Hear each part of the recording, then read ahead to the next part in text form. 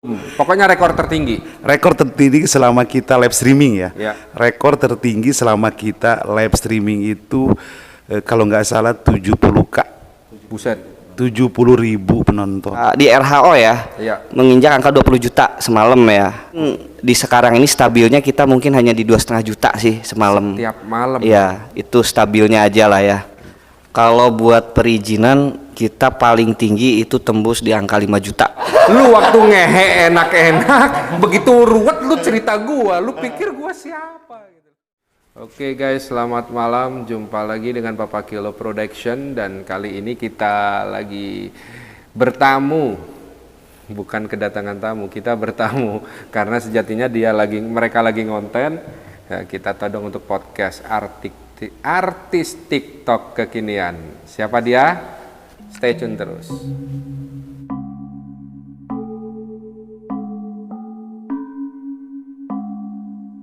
Oke, malam hari ini kita kedatangan apa nama timnya, Bang?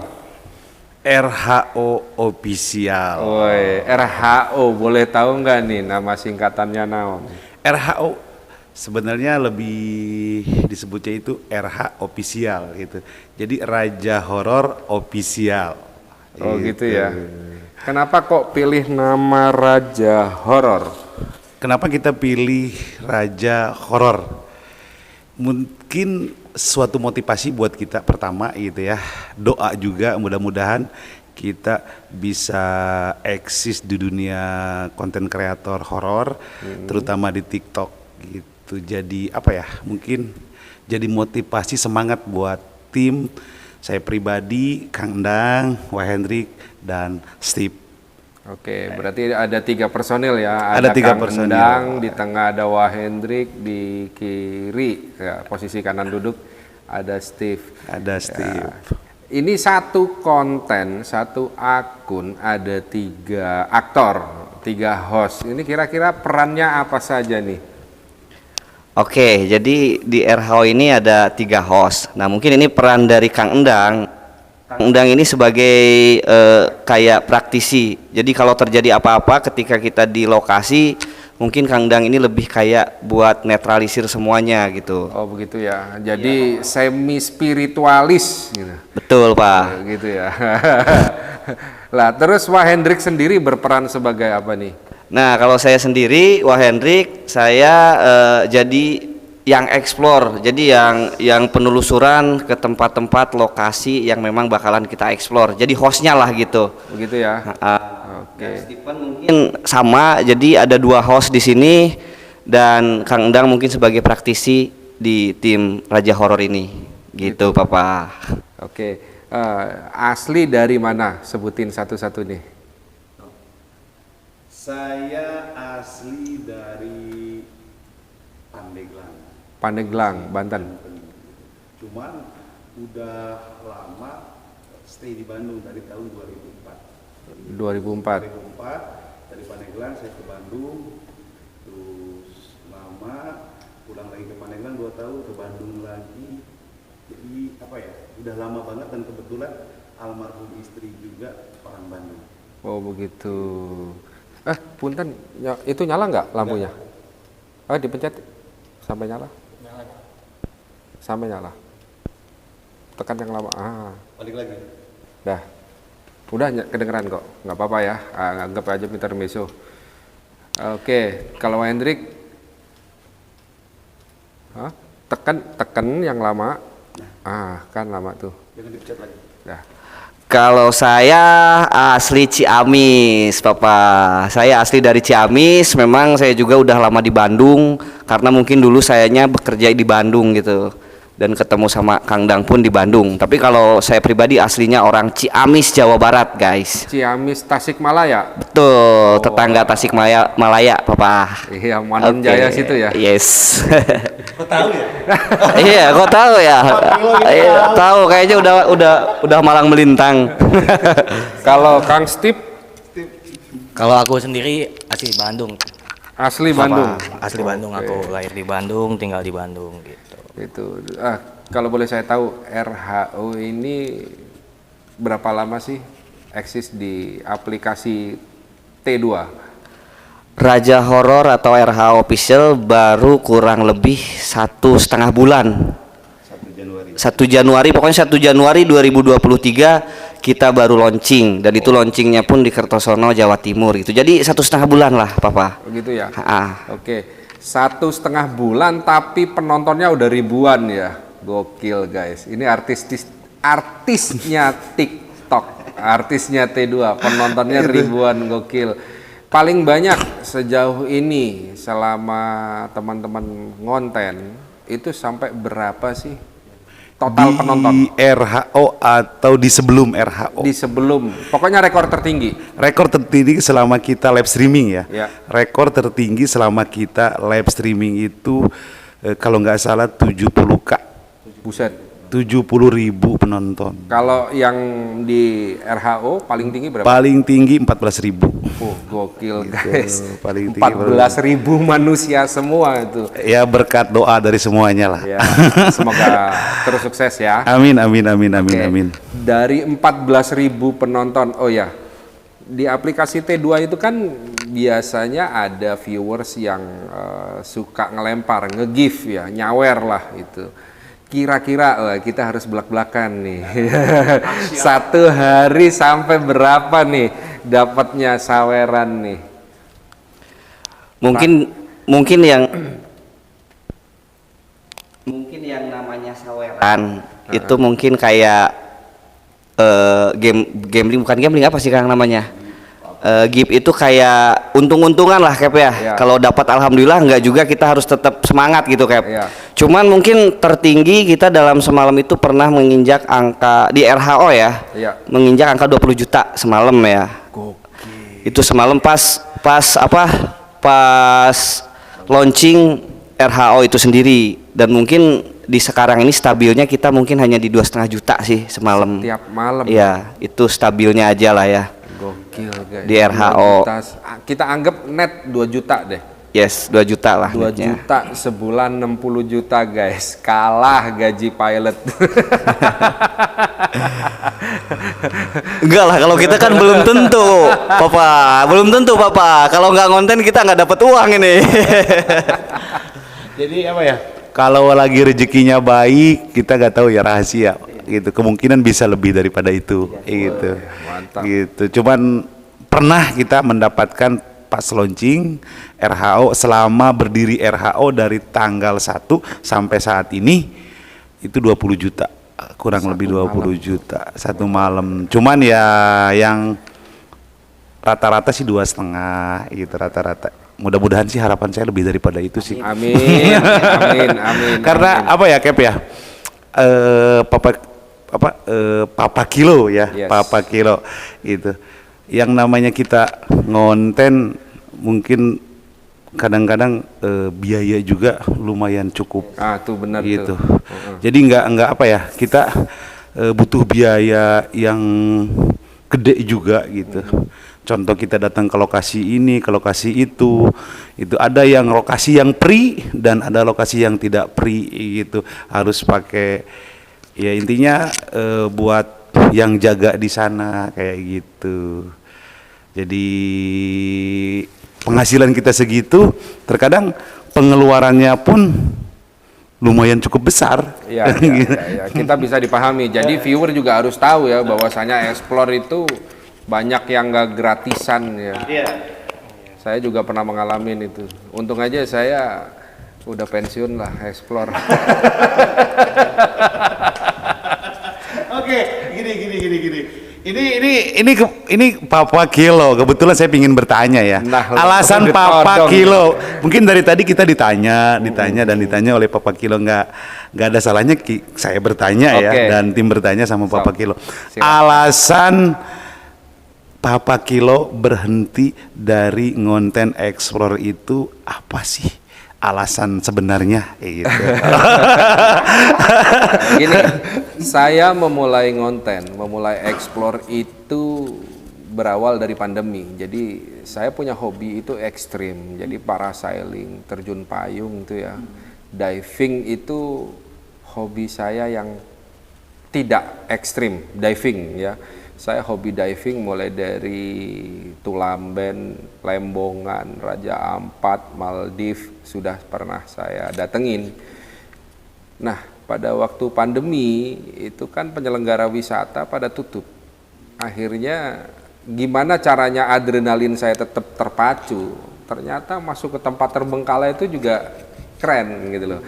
Adrenalin terpacu. Nah, kemudian pandemi sudah melandai, COVID sudah mulai hilang, aktivitas pekerjaan sudah berangsur pulih. Mau nggak mau saya harus back to the real life, kembali ke kehidupan nyata gitu.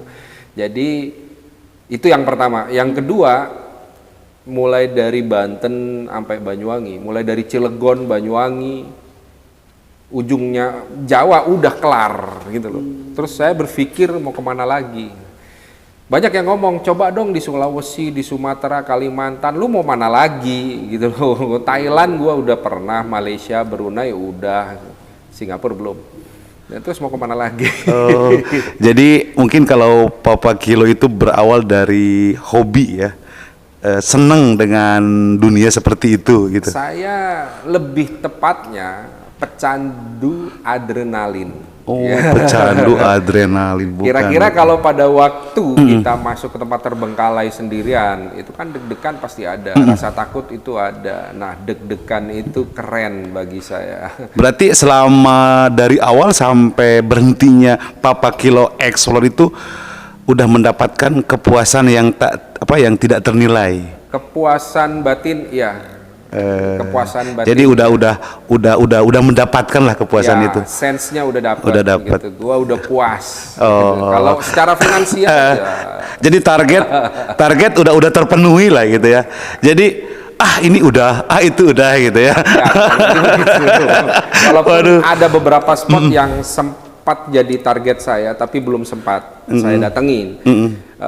Beberapa spot misalkan seperti lokasi A, lokasi B, itu salah satu lokasi incaran saya. Kemudian pekerjaan saya sudah harus aktif kembali 100%, saya tinggalkan. Saya nggak mau memilih hobi saya ini. Tapi Papa Kilo ya, ada kemiripan sih mungkin ya. Saya pribadi juga sama, kalau rekan-rekan Wahendrik atau Steve nanti Papa Kilo tanya sendiri.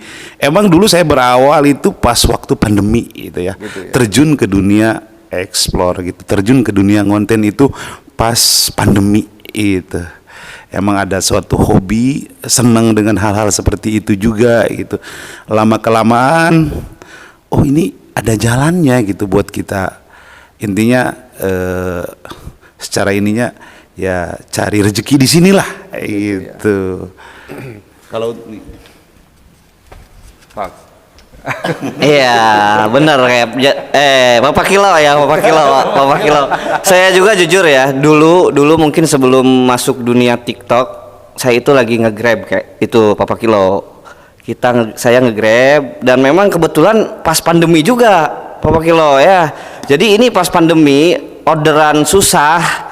Ini apa yang harus dilakuin? Ternyata aku lihat di TikTok itu belum pernah ada yang live streaming horor. Nah, di sanalah mulai nyobain horor, dimana dulu penonton itu cuman 7 biji, 13 biji gitu Papa Kilo. Dan seiring berjalannya waktu udah sempat beberapa tim ya Kang ya. Dan sekarang sampai jadi raja horor mungkin kurang lebih 2,5 tahun. Ya gitulah, mudah-mudahan ini jadi yang terakhir dan bisa lebih sukses lagi dari yang sebelumnya Bapak Kilo. Pokoknya minta doanya aja buat semuanya ya, amin. Sukses lancar ya. Iya. Ya, kalau Kang Steve gimana nih? Kalau aku ngonten dari 2015 Cap. Bapak Kilo. Aku ngonten dari 2015 Bapak Kilo. Pertama terjun dari Facebook sih. Aku live streaming Facebook sendiri. Pertamanya dari viewer juga. Awalnya viewer lihat konten lain gitu dari 2015 ke TikTok mungkin baru 2019 awal ya. Iya gitu. Sebelum pandemi berarti? Sebelum pandemi aku. Oh gitu. Sejauh ini lokasi saya yakin sepulau Jawa teman-teman ini udah pasti pernah nyampe kan gitu, udah pasti pernah nyampe. Lokasi yang paling serem di mana? Lokasi yang paling serem, Creepy ya. yang paling creepy menurut saya ini ya, Ya. yang paling creepy menurut saya itu ada di Bali. Begitu. Di Bali Lokasi di apa tuh? Taman Festival. Oke, creepy. Taman Festival. Jadi sempat pernah terjadi pas explore part pertama ya Kang ya. Part pertama saya kayak ngelihat sosok samar baju hijau depan muka. Udah itu aja. Ini loh langsung merinding saya ya ngomong kayak gini, bener-bener langsung merinding. Lampunya Mungkin hijau bisa. Lampunya hijau guys. gila sih. Ini beneran tuh langsung merinding pas ngomong ini. Mungkin Kang Endang yang lebih jelasnya melihat itu. Kalau saya masih samar-samar. Apa itu Kang? Coba Kang sedikit jelasin. Itu memang creepy banget lokasi Taman Festival Bali itu. Jadi itu salah satunya ya Bapak Kilo ya. Salah satunya yang lokasi yang berada di Bali itu salah satu yang disebut kata Bapak Kilo tadi yang lumayan cukup, yang paling angker lah di Bali gitu ya. Selain daripada itu menurut saya ada lagi gitu ya. Itu lebih tepatnya kayak di Taman Festival, persis di di pinggir pantai. Dia madep ke muka saya madep ke muka dia, cuman jaraknya itu kurang lebih 50 meter. Jaraknya itu. Cewek pakai baju hijau itu. Dan wah Hendrik udah nggak kayak mau kesurupan, ya udah saya bawa ke base gitu ya, bawa keluar gitu. Jadi udah gitu, kita udah beres, kita beresin udah gitu, kita tutup gitu. Dan akibat fisik kecapean juga, soalnya waktu itu di akhir udah 1,5 jam lebih ya. 1,5 jam, mungkin faktor fisik juga, kelelahan juga gitu. Dan saya dari depan nyamperin Wah Hendrik itu cukup lumayan jauh, itu berada di pas pinggir pantai di Taman Festival. Nah itu baju hijau, nggak tahu ya itu siapa, identik dengan baju hijau, perempuan kayak tempo dulu lah gitu, kayak dayang, kayak pakaian kayak gitu, tapi bukan baju hijau kaos, celana, pakai ini bau kebaya gitu. Nah pakai kemben gitu ya, kayak pakai gitu. dodotan, Nah tapi warnanya hijau kayak gitu. Tapi yang kedua itu, kalau menurut saya pribadi Bedugul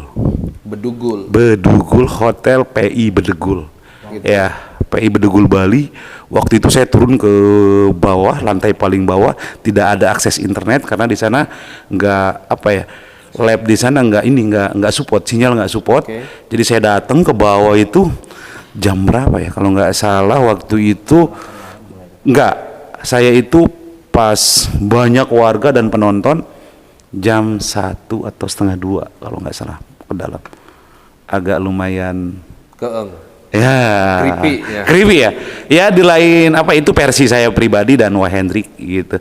Dan Steve juga banyak sih.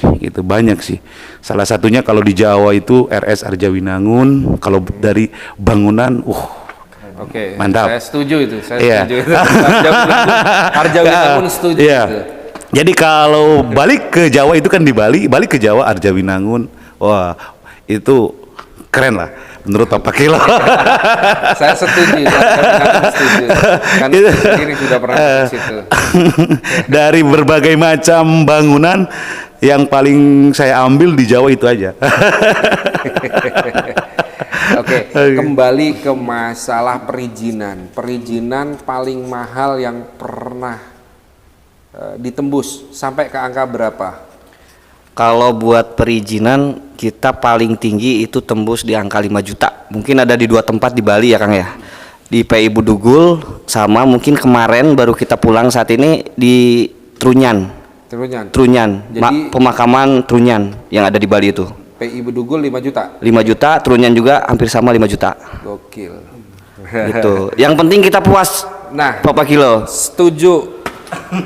Ya, masalah uang mungkin nanti bisa dicari. Yang penting kita puas dulu. Udah pernah masuk ke sana Bapak Kilo. Yang namanya membranding diri.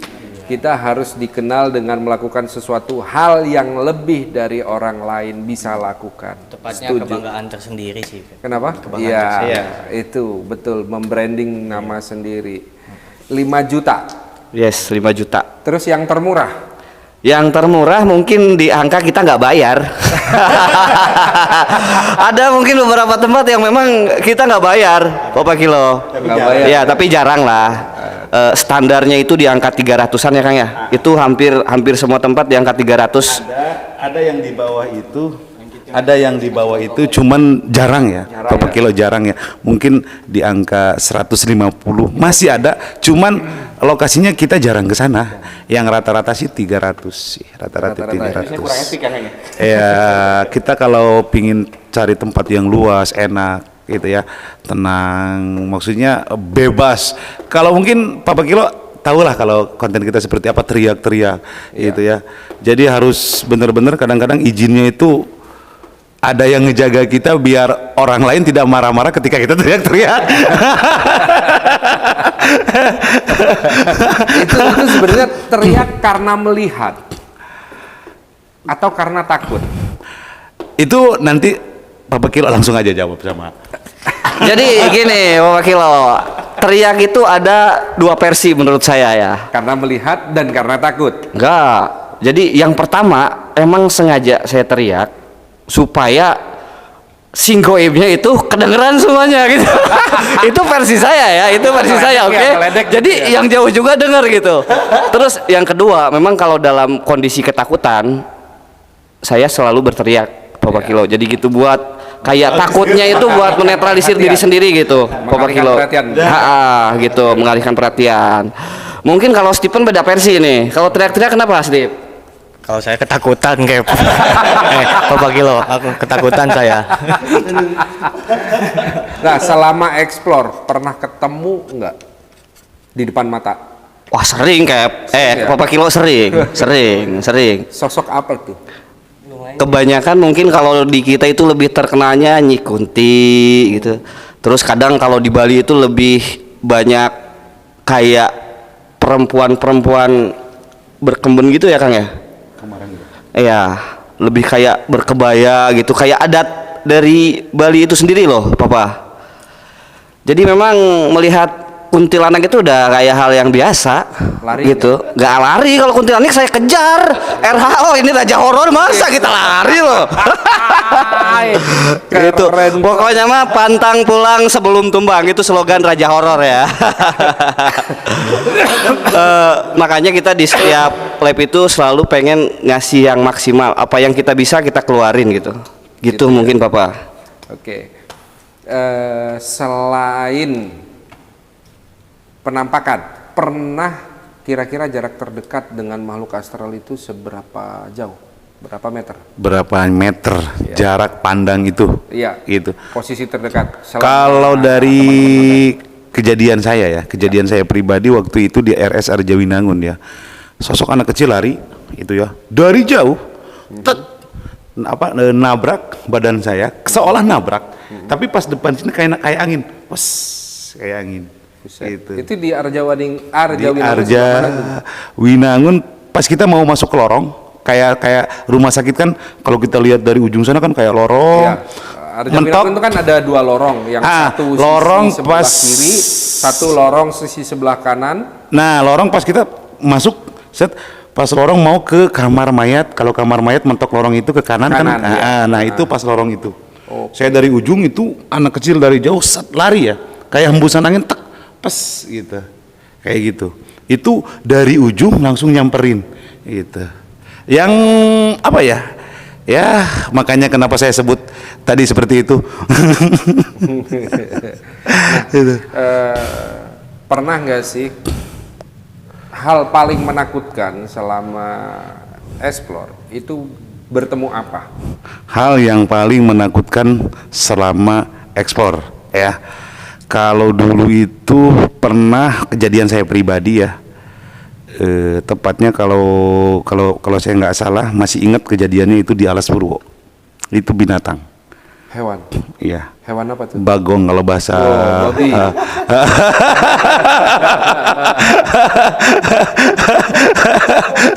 Jadi di depan saya kan, wah, nubruk ke saya kan berabek kan. Kelar hidup. Kelar. Selain babi apa tuh? Selain babi, mungkin mau singgoibnya atau bukan nih? Apa aja, pokoknya yang menakutkan. Yang menakutkan justru kayak ketemu orang sih ya Kang ya. Justru itu lebih menakutkan. Soalnya saya pernah kejadian di salah satu pemakaman dulu ya, sebelum saya di RHO ini. Di salah satu pemakaman itu ada orang bawa golok, bawa kayak bolok, yang gini nih, sambil ngejar gitu, Papa Kilo. Nah itu yang lebih menakutkan. Entah itu dia mau ngejamret apa yang kita bawa kayak handphone kayak gitu, aku kan nggak tahu ya. Habis itu ya saya pergi aja, naik mobil langsung cabut gitu. Mungkin hal-hal seperti itu yang harus. Dia ngejar? Ngejar. Lari? Itu udah deket mobil. Langsung saya cabut aja. Itu mungkin yang menakutkan justru lebih kayak ke orang gitu. Kalau singgoib kan ini yang kita cari ya, ngapain harus takut gitu. Papa. Gitu. Selain orang dan hewan apa? Ada lagi nggak? Selain orang dan hewan, oke. Saya pernah kejadian di Cipanas. Kang ya. Cipanas Bogor. Ya, Cipanas Bogor ada salah satu hotel di sana. Saya pernah ngelihat ada kaki buntung jalan. Buset. Sampai kaki buntung jalan. Sampai saya mungkin ini bisa lihat ini masih lepas karena saya ketakutan, saya lari ke bawah dan benar-benar jatuh di tangga. Ada di video ini buktinya juga masih ada, masih lepas ini tangan. Mungkin itu kejadian yang mengerikan selama saya eksplor. Itu sih ngeri sih itu, lebih ke ngeri lah. Apa dari lantai 2 kalau nggak salah? Dari lantai 2 mau ke lantai 1 itu jatuh di tangga, terpleset karena mungkin ketakutan. Makanya buat teman-teman kalau lagi takut usahakan jangan lari sih, santai aja. Jangan lari, nangis. Yes.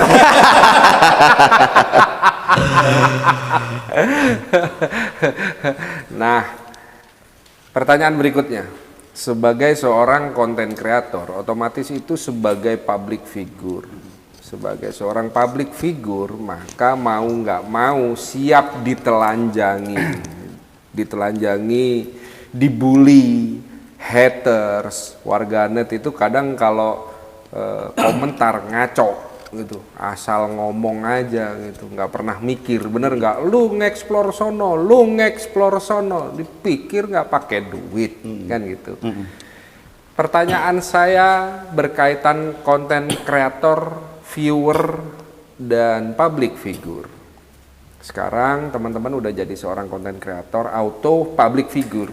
Pernah nggak sih ada viewer yang yang apa nih? Yang ya gitu dah. Terkadang kan aku juga konten kreator cewek atau mungkin viewer cewek menjadi fans fanatik atau bahkan mungkin lebih dari itu bisa terjadi. Monggo. Kalau dari saya pribadi ya, emang terkadang viewers itu komen atau typing ya seenaknya ya, apalagi netizen gitu ya, yang intinya ada istilah itu netizen maha benar. Ada istilah seperti itu ya, maha benar. Netizen dengan segala bacot. Iya, suruh sini suruh situ gitu ya. Pertama waktu udah jelas, kedua biaya gitu ya, biaya gitu ya. Kadang-kadang kita bukannya nggak mau, tapi kita menyesuaikan dengan biaya juga, dengan kemampuan kita, dengan segala kelebihan dan kekurangan. Terkecuali dia ngomong eksplor ke Aceh, nih ongkosnya itu, nih ininya berangkat. Nah, itu baru enak kan ya? Bener. Itu baru enak. Tapi kalau cuman komen, typing, ya apalah daya gitu, kita juga harus menyesuaikan. Kalau mereka hanya sekedar typing ya kita jawab. Ke Aceh, iya. Ke Amsterdam, iya. Lu kan cuma typing, jawab. Kalau duit gua berangkat kan gitu. Mungkin jadi, yang apa ya? Bukannya kita mengemis ya, harus digarisbawahi. Bukannya kita mengemis, tapi ya tahu sama tahu lah. Nah, kadang kita kan sering apa ya, sering minta support ya, atau minta tambahan dari viewers. Kadang-kadang, ya itu kita untuk mencari tempat-tempat yang wah gitu. Jadi untuk apa ya, untuk membuat tontonan yang lebih menarik gitu, buat mereka juga gitu. Ya tidak sedikit orang kadang-kadang kita nggak tahu ya yang senang terhadap kita siapa, yang tidak senang terhadap kita siapa, kan kita nggak tahu. Itu ada komentar yang negatif dan positif, wah banyak bener. Dan yang tadi Cap tanyain, ada tidak yang suka nge-DM kita, viewers yang nge-pen sama kita, inilah itulah gitu ya.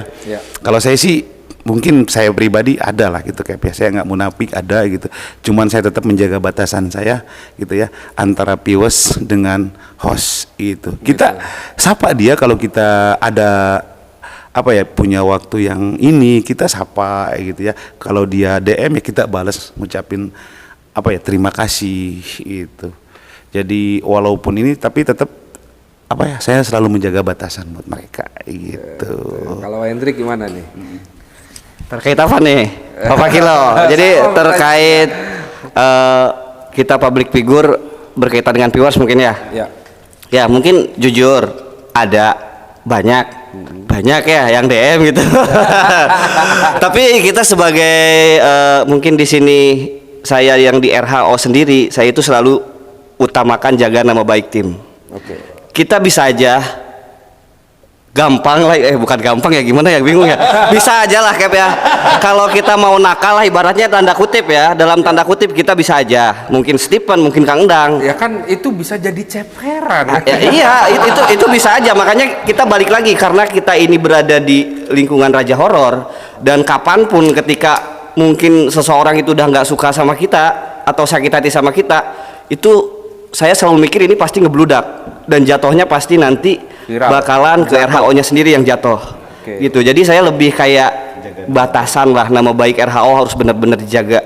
Saya laki-laki sama suka perempuan cuman ada batasannya gitu. Dan saya cukup satu aja nggak usah banyak-banyak Bapak Kilo. Bener satu, tapi kan bisa ceperan gitu. No. Masa ceperan apa ini? Pulusnya. Kalau gini, kalau masalah ceperan, kalau masalah uang saya percaya sama Gusti Allah itu udah ngasih rezeki buat kita di sini. Jadi tidak harus kita nyeper sini nyeper sana Bapak Kilo. Oke, itu saya pribadi ya. Kalau saya pribadi seperti itu, saya lebih ngejaga nama baik Raja Horor itu sendiri. Karena kapanpun kalau kita kelakuannya nggak bener, jatuh udah selesai. Oke. Itu Kalau sih gimana yang menurut saya ya. Kalau saya nggak berani macem-macem soalnya udah ada istri kayak. Bus. Soalnya ya tapi saya sih semua mau viewer semua bukan dianggap fans sih. Gitu ya. Papa saya semua anggap keluarga sahabat sih. Teman kita teman dekat tanpa mereka juga kita bukan siapa-siapa gitu sih kalau prinsip saya sih gitu. Jadi mau viewer mau siapapun nggak ada namanya gitu. Ada yang sempet nggak sih viewer itu kegeeran dengan kalian? Ada lah, jujur ada kayak itu Papa Kilo. Gak bisa dipungkirin ada. Yes. Ya. Terus menyikapinya gimana? Dia udah terlanjur GR. Kalau kita terus menyatakan kita ini teman, kita ini saudara, dia baper, pergi nggak nonton lagi. Banyak yang seperti itu. Makanya kita udah terbiasa sama hal-hal seperti itu ya. Yang jelas komitmen kita dari awal Raja Horor, silahkan jaga komunikasi dengan baik, jaga silaturahmi dengan baik, cuman tahu batasannya. Tahu batasannya itu jangan terlalu berlebihan gitu. Jadi kita itu harus sistem, kalau RHO ini sistem kekeluargaan ya Kang, sistem family gitu. Jadi mereka suka RHO itu karena konten, bukan karena bucin gitu. Gitulah Bapak Kilo. Ngapain kita konten tapi sukanya bucin gitu kan? Gak asik kalau gitu. Karena maaf ya, saya bukan mau menggibah orang. Beberapa kali itu viewers ngadu ke saya. Entah kenapa viewers itu cerita ke saya sendiri nggak ngerti. Oke. Gini, tolong tanyakan Raja Horor, apakah ada nggak yang kayak gitu? Oh, bukan Raja Horor. Iya, bercerita maksudnya tentang lain. mayoritas. Iya. Jadi guys, kalau misalkan kalian ada korban bucinannya Raja Horor, silakan tulis di komentar. Silakan tulis. Pokoknya kalau ada korban bucinan Raja Horor, silahkan tulis. Oke, tulis di komentar. Oke. Saya korban bucinnya Kang Endang. karena jujur Pak Kilo, jujur kita ya. Kita mau melangkah pun kita selalu diingetin sama ini Kang Endang. Alhamdulillah ya kita punya kayak remnya gitu. Sebelum kita terlalu jauh pasti Kang Dang ini selalu stop gitu. Oh, gitu ya. Bapak Kilo. Dan ini juga udah kenal dekat sama orang-orang terdekat kita jadi aduh susah. Gitu Bapak Kilo. Ya? Oh iya. Tapi kita selalu balik lagi ke komitmen awal ya Kang ya. Kita jaga nama baik Raja Horor gitu. Jadi apa ya mungkin lebih ke arah gini ya Kep ya. Jadi kalau saya kan berpikir, saya ini mau menanamkan ke viewers itu, kalian suka ke kita itu ya yang namanya suka gitu ya. Seperti apa ya, kalau bahasa Sunda itu resep gitu ya, suka atau apa gitu ya, ke kita wajar, manusiawi gitu ya. Cuman mungkin antara host dan viewers itu aja gitu ya. Kalian mau ini mau itu viewers ya, ya kita juga kan punya pribadi masing-masing, punya prinsip masing-masing gitu ya. Kalau toh kita ikutin semuanya nggak akan bener Cap gitu ya, nggak akan bener gitu. Jadi intinya saya menekankan ke semua teman-teman juga, jaga nama baik tim gitu ya. Kita ajarkan ke mereka supaya mereka itu suka dengan konten kita gitu. Gitu. Jangan sampai mereka suka dengan apa ya, suka dengan kita itu karena kita apa-apa, jangan, tapi suka dengan kita itu dengan konten kita gitu. Gitu. Saya juga banyak viewers subscriber itu pada nge-DM saya, pada ngadu, gua korban begini dari ini, nggak ada hubungan sama gua. Ada satu, gua kagak tahu apa-apa, lu cerita ke gua, lu waktu ngehe enak-enak, begitu ruwet lu cerita gua, lu pikir gua siapa gitu loh. Iya, sebenarnya kan kalau masalah yang kayak gitu ya, Papa Kilo, itu balik lagi ke diri korban sama dianya yang bersangkutan kan. Itu udah yakin mau sama mau, Papa Kilo. Nggak mungkin kalau lakinya nggak mau, ceweknya nggak mau gitu, atau ceweknya mau, lakinya nggak mau, nggak mungkin berlanjut gitu loh. Jadi balik lagi ke diri mereka masing-masing sih kalau masalah kayak gitu. Iya, betul. Kalau aku sih gini ya, Kep ya, mau dia suka, gimana caranya dia pertamanya suka menjadi kagum ke kita. Gitu. Beda kan? Iyalah, jarang ngoceh, sekali ngoceh kagum. Mamat.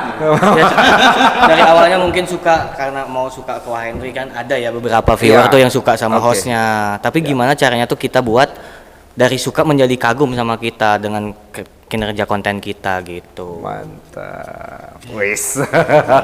Mata teresep nu ningalin. Stefan.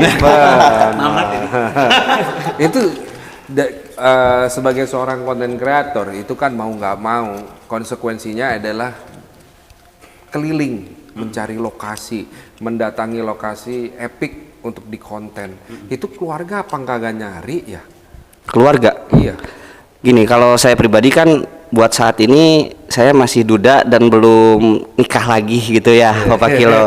Jadi mungkin keluarga di sini lebih kayak orang tua gitu. Nah, orang tua kan udah dikasih tahu, Papa, kalau kerjaan saya ini kayak gini nih, paling saya pulangnya juga belum tentu. Tapi kalau hari-hari besar kayak Idul Fitri atau mungkin saya lagi ke arah daerah Ciamis, itu pasti mampir ke orang tua. Tapi tetap komunikasi sama keluarga itu harus dijaga gitu, Bapak Kilo. Kalau ya saya juga sama sih Cap ya. Sempat saya menikah rumah tangga cuma 11 bulan dan istri meninggal gitu ya. Dan setelah melahirkan anak saya itu. Salah satu alasan kenapa saya terjun ke konten kreator, ke dunia horor itu. Tadinya saya sekedar cari hiburan, cari kesibukan gitu. Dan sampai saat ini betah gitu. Itu kayak Wah Hendrik juga tadi. Ya kalau keluarga mungkin saat ini cuman anak dan orang tua gitu. Anak di Bandung, orang tua di Banten. Kalau saya lagi ngonten deket sekitaran Bandung atau lagi di Bandung, seminggu atau 2 minggu gitu ya, 2 minggu sekali saya pulang lihat anak gitu. Tapi kalau lagi di jauh paling kita kirim buat bekal anak aja gitu, komunikasi sama anak, sama ibu gitu ya. Kalau ibu juga kalau orang tua juga cuman ada ibu gitu, bapak udah nggak ada gitu. Jadi komunikasi sama ibu ya. Alhamdulillah sih kalau kebetulan lagi berada dekat sekitaran Banten, Jakarta, Tangerang gitu ya, atau Bogor ya mampir gitu. Dan kemarin selama RHO pernah stay di Banten juga hampir seminggu ya gitu. Alhamdulillah itu. Jadi apa ya, intinya komunikasi terjalin dengan orang tua. Dan saya ngomong juga ke orang tua, saya ini gini loh, saat ini udah betah di konten dan saya melanjutkan sambil cari rezeki juga di sini. Kerjaan saya seperti ini, kadang bukan tidak tahu arah ya Kap ya. Tidak tahu arah kita mau kemana-kemana. Jadi kita selalu berpindah-pindah cari lokasi yang baru gitu ya. Memberikan tontonan pingin yang berbeda daripada yang lain gitu. Saya juga menjelaskan ke orang tua dan alhamdulillah orang tua ngerti itu. Kalau anak saya masih kecil, masih bayi 4 tahun gitu ya, pas ya masih kecil lah, bukan masih bayi ya, 4 tahun gitu, masih kecil, paling yang penting bisa jajan aja.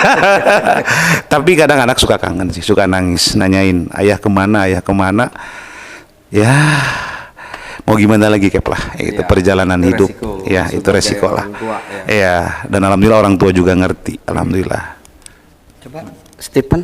Kalau saya konten seperti ini malah didukung sih.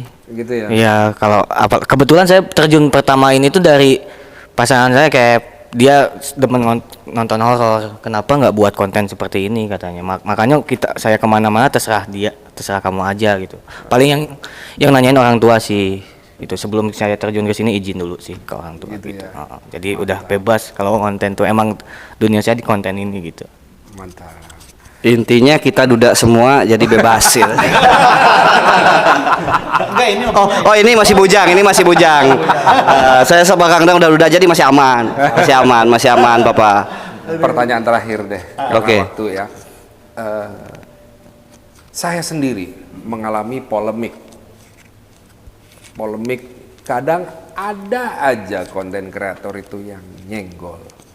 Entah itu secara statement, secara lisan, atau perbuatan. Karena saya yakin perbuatan itu justru menyindir, menampar, atau malah ya nyindir halus lah gitu loh. Oke. Pernah nggak? Jujur kita pernah dalam posisi seperti itu, mungkin pas di konten sebelah lah ya. Dulu sebelum di RHO itu banyak sekali yang gak suka sama kita sampai gini gitulah gitu. Cuman satu hal yang kita percayai, kita tetap fokus konten aja. Kita sibuk perbaikin konten kita, biarkan mereka sibuk urusin kita. Jadi ya kita sedikit lebih maju dari mereka gitu. Iya. Berarti kalau mereka ngerasa seperti itu, berarti kita ini udah dipandang sama mereka. Iya. Jadi saya lebih kayak gini. Kita tetap fokus konten, biarkan mereka fokus sibuk ngurusin kita. Tapi kita tetap fokus ke konten. Gitu aja. Selesai. Jadi gini nih, intinya buat RHO ini hujatan kalian, motivasi buat kita semua. Kita gitu. Sekali ngomong dalam nih. Ya kalau aku gitu sih, kayak dari sebelumnya kan, aku baru juga ya, dari sebelumnya juga baru. Mending dibiarin aja sih yang kayak gitunya, ngurusin hidup orang, ngapain sih lu gitu kan? Yes. Iya nggak sih? Iya. Cuman jadi motivasi.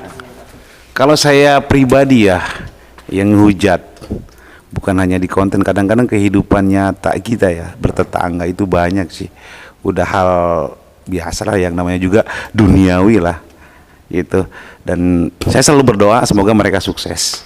Itu aja. Dan RHO Lebih semakin sukses. Lebih sukses itu. Kalau saya menanggapi hal kayak gitu sebenarnya simple. Selama tidak menyangkut harga diri, gua masa bodoh. Nah, Selama tidak menyangkut harga diri, gua masa bodoh. Terus yang kedua adalah gua nggak ada masalah sama lu. Yang ada masalah tuh otak sama mulut lu. Nah, mungkin apa ya?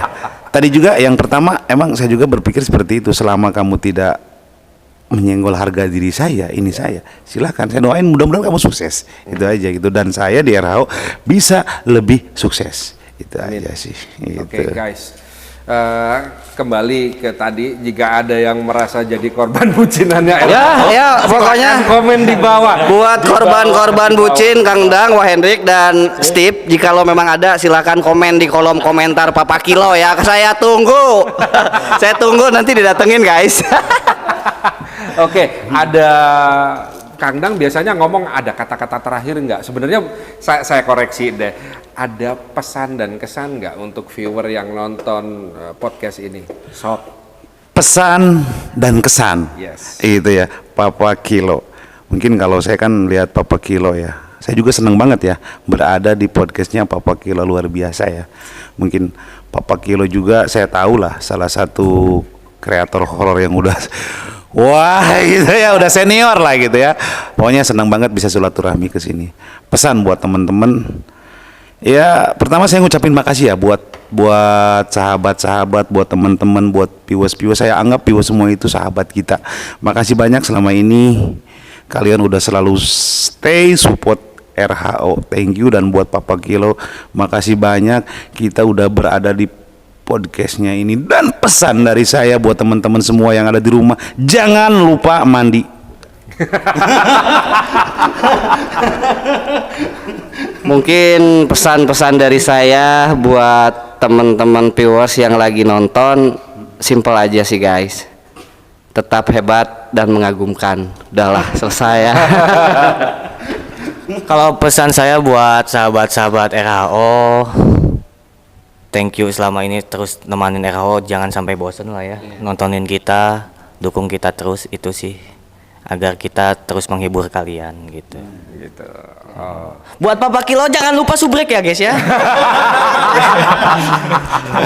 Iya, jangan lupa di subscribe channel YouTube-nya Papa Kilo guys. Sip. Oke, saya ucapkan terima kasih buat Raja Horor, Kang Endang, Wah Hendrik, Kang Steve. Saya ucapin terima kasih udah meluangkan waktunya buat saya. Waktu udah mepet, saya ucapkan terima kasih. Tight, sleep well, have a nice dream, good night. Wassalamualaikum warahmatullahi wabarakatuh, and bye-bye.